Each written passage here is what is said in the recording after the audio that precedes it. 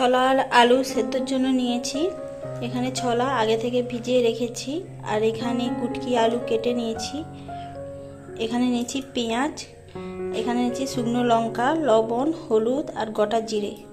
প্রথমে আমি গ্যাস ওভেনটা অন করে কড়াই বসিয়ে ছলাটাকে সিদ্ধ করে নেব।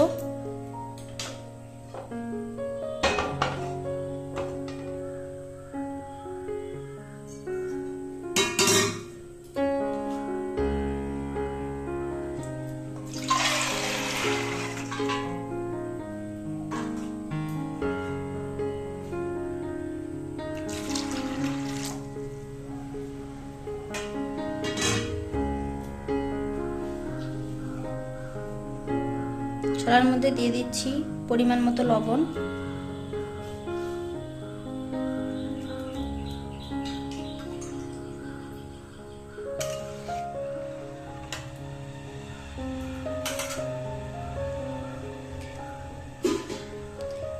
এবার ঢাকনা চাপা দিয়ে ছলাটাকে সেদ্ধ করে নেব।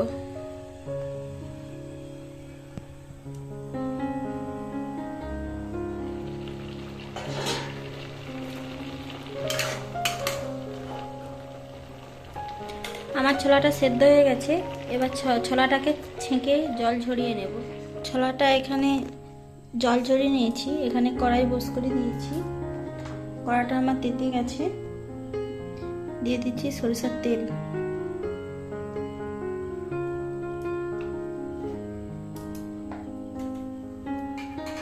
তেলটা গরম হয়ে গেছে।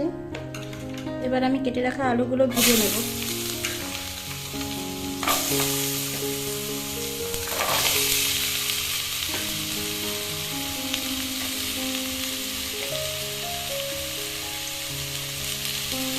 দিয়ে দিচ্ছি লবণ,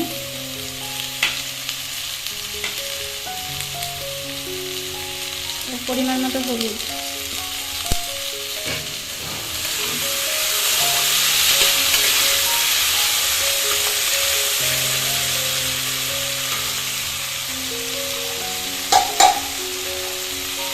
ঢাকনা চাপা দিয়ে ভালোভাবে আলুটাকে সেদ্ধ করে নেব।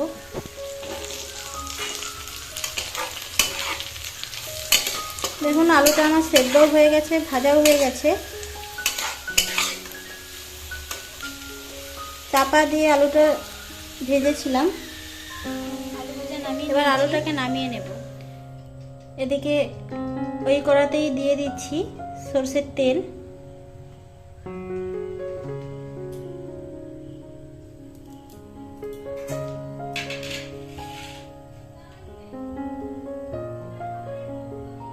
তেলটা গরম হয়ে গেছে। দিয়ে দিচ্ছি দুটো শুকনো লঙ্কা।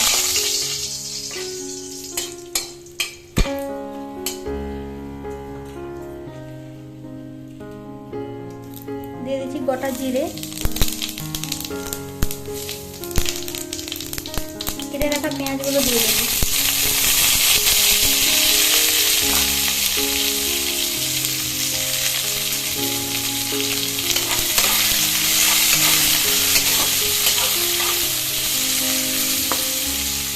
পেঁয়াজটাকে লাল লাল করে ভেজে নেব।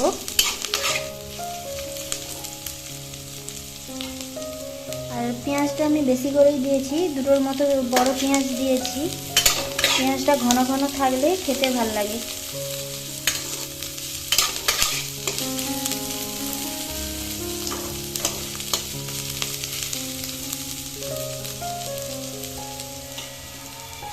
দেখুন পেঁয়াজটা আমার লাল লাল করে ভাজা হয়ে এসছে।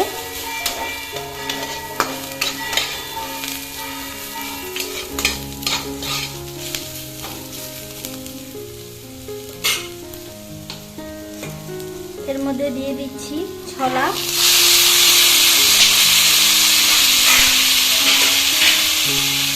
আলু।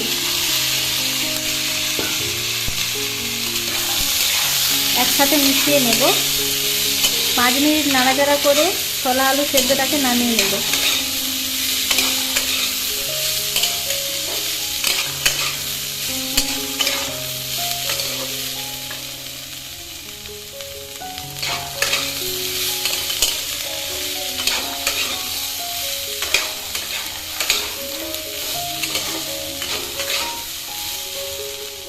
ছোলা আলু সেদ্ধটাকে নামিয়ে নিয়েছি। আর এই রেসিপিটি যদি আপনাদের ভালো লেগে থাকে like share comment and subscribe করে দেবে, আমার পাশে থাকবে।